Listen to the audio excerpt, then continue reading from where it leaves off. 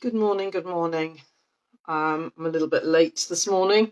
It's a bank holiday here in Ireland. It's, I think, the second national holiday in remembrance of Bridget. It's a saint day, but actually for those of us who go a little bit deeper than that, it's just a day to really honour the energy of Bridget, the goddess, the pagan goddess, the Celtic goddess. And her influence is much needed, I believe, these days, with her values of inclusion and compassion and creativity. And also for this time of year, very much about spring, about rebirth, and that can be energetic, it can be literal, and it's a kind of forging of ideas and of new beginnings. Anyway, I digress.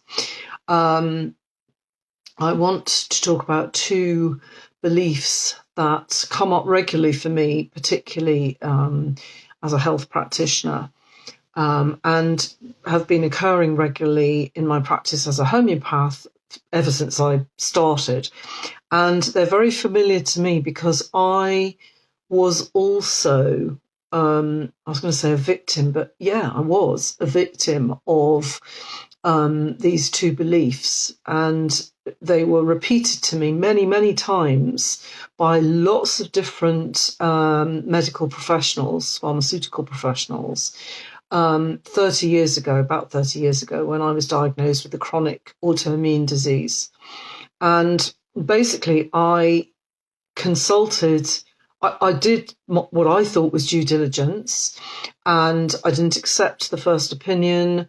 I got a second opinion and a third opinion, I think even a fourth opinion. And I thought that I was doing everything that I could possibly do. And I was pretty much they all told me the same thing. This is a lifetime condition. There is nothing else that you can do. You have done everything that you possibly could, and there's nothing you can do. The only option is to stay on this pharmaceutical medication for the rest of your life, basically. And even though I diligently took the medication, I didn't feel that much better really, and hence the repeated consultations to check that I hadn't missed anything and that there wasn't something else that I could do. But no. So those are the two beliefs that get repeated time after time, not only in the medical arena, but very often in the medical arena. And the reason they are so limiting is because we believe them. They are beliefs. We believe that when we have done everything and there is nothing else that can be done, well, that's it. We've got to just suck it up or give up in some way and just accept whatever we need to accept in order to not go on searching. Now, I found out, thank God, I had an upbringing that actually supported a bit of rebelliousness and a bit of, I'm just not going to leave it there. I'm going to keep asking questions. I'm going to keep digging, basically. And thank goodness, and I don't know how, because I was not definitely as conscious as I am now or as awake, I decided to go and seek advice, help, treatment, if you like, outside of the arena that was my comfort zone, the pharmaceutical model of medicine. That was all I knew, really. And therefore, my belief was originally comforting to me that I had done everything. But because I wasn't actually feeling much better, because I didn't actually get the relief that I was seeking, that actually led me. My rebel took over, and it led me to go and consult a homeopath first and foremost. And for those of you who've been following me, you kind of probably know my story now. That basically within a year, I was feeling almost back to my normal self, which wasn't fabulous, but it was really good at the time. But also, much more importantly than that, to me, it opened a doorway to a world of possibilities, a whole world of all kinds of different holistic health approaches that I had no idea existed.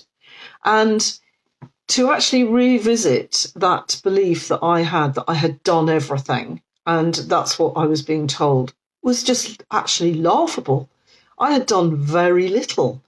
What I had actually done is stayed within the confines of what I knew. What I had already believed was the only area to look in, basically. And that stemmed from a belief that the only true medicine was pharmaceutical medicine. And it quickly became apparent that if I stayed within those confines, then I had done everything. I had done everything that was within my comfort zone, that was within my sphere of experience.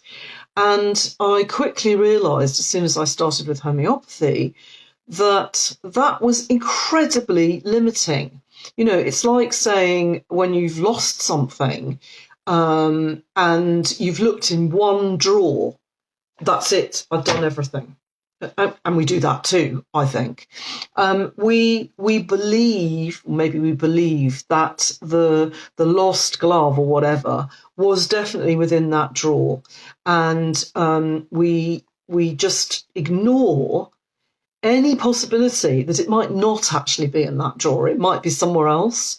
And also, when we have a look at the wealth of possible health systems, proven, tried and tested, and maybe not so tried and tested, but people get relief, there is far more of that than there is pharmaceutical medicine, actually, in the world. So we are almost willfully ignoring all kinds of possible resources to cling on to that belief that we've done everything and there's nothing else that can be done. Our realities are actually only as expansive as our beliefs. And this week, I suppose, I wanted to encourage you all to really have a good look at any of those beliefs, particularly around healthcare, but also it stretches into other things. It could be any kind of problem solving. When you find yourself saying, well, I've done everything I could. Now, everything I could even is a better, more expansive belief than I've done everything possible. Because that's all it is. I've done everything that I know about. So now, if I'm not getting the results that I need to look outside of that sphere. I need to look at what possibilities may or may not be outside of my comfort zone, outside of my library of previous evidence, if you like, my experience. And it's much more likely that I will find a solution to whatever I want, whether that's, getting support or help of some description, whether it's solving some technical problem, whether it's making inroads into our health, either physical, emotional, or spiritual, we will not make progress, we will not grow, we will not expand, we will not open ourselves up more, if that's what we're seeking, by staying within a tiny little comfort zone. We are invited as humans every so often to do a little bit more growth, to broaden our horizons, to stretch ourselves a little bit. And in order to feel stimulated and creative and to learn and to grow and expand. So that's why I believe those two statements that are given so arbitrarily by many health professionals, you've done everything now, there's nothing else you can do. That is actually somebody else's belief system, because they are also working within a narrow confine. And I believe it's very irresponsible to tell people that, because there is always something else that can be done. And there is always something else that we can do.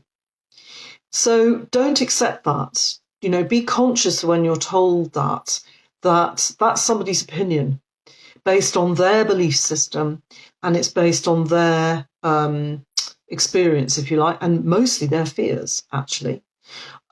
So it's a limiting belief because it comes from a limited amount of experience or knowledge. So that's what I want to draw attention to, really, is to see where in our lives we may be carrying those beliefs, and where it might feel a little bit uncomfortable to go outside of what we know. But actually, if we really do believe that we've done everything we can within the limits of our beliefs or experiences, then we need to go beyond that, because there is a beyond. And to actually believe that there isn't a beyond is, quite frankly, ridiculous.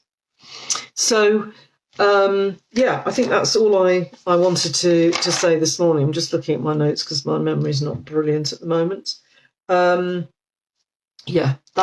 pretty much it, really. I do come across it, as I say, mostly homeopathy and actually a little bit of QTT. People come, especially with homeopathy, because it's a last resort. And homeopathy still excels, even though it's then, by that stage, often working with somebody who has reached a very low state, a very low ebb, either in their beliefs or in their physical illness or their emotional dis-ease, and it still gets results. So open yourself up to, okay, I've done everything that I know about. Now I'm going to try some things that I didn't know about and see what happens. Because I can tell you that if I had chosen to buy into those beliefs, lock, stock and barrel, I wouldn't be sitting here today, I don't think, or certainly not in this condition, and certainly not doing this. And I honestly really can say to you that not only am I not taking the medication that was prescribed to me and told very firmly, if you want to stay in any way on this planet, basically, you have to stay on this medication for the rest of your life, and there's nothing else you can do.